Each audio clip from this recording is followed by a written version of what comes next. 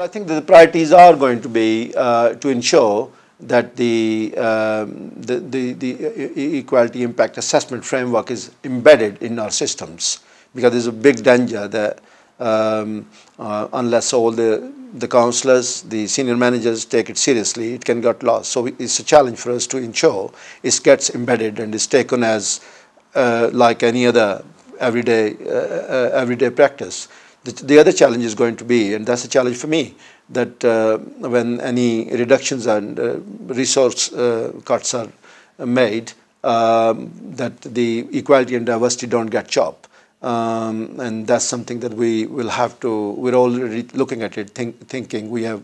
I think, got a strategy for that in place, both for the short term and the medium term. And I think that'll be another serious sort of challenge we'll have to face.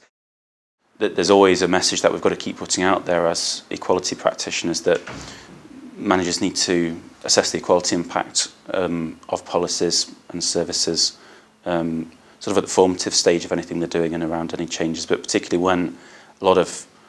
cuts in funding come down very quickly and there's very limited time, or even there isn't actually an element of choice about it. I think there's going to be a real challenge around how can we keep that discipline of managers actually assessing the impact insofar as they can, or even just doing an equality impact assessment by which they actually make sure the key stakeholders are really just aware of what's going on and why things have got to change if that's what they've got to do. I think people understand there are legal obligations here, and people are starting to come around to the idea of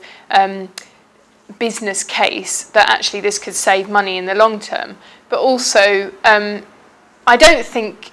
anybody, if you ask them, wants to see those who are worst off in our communities made worse off through the current economic situation. But if they don't properly think through and equality impact assess the way they make decisions about policy and how they review those policies, then that could be the unintended consequence. And this is a real opportunity to reevaluate how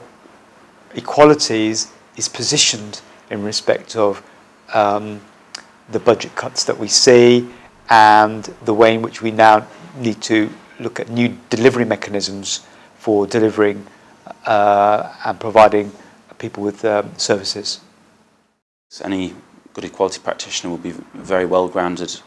in equality impact assessments. That's not to say that their organisation has got to the bottom of making sure they happen consistently and making sure they're of good quality, but in these times I think equality impact assessments as an area and as a discipline and as something that's integral to wider decision-making processes is going to be a real vital area of our work, that may be a basic issue, but it's going to be absolutely critical doing it and doing it right for the months and the years to come.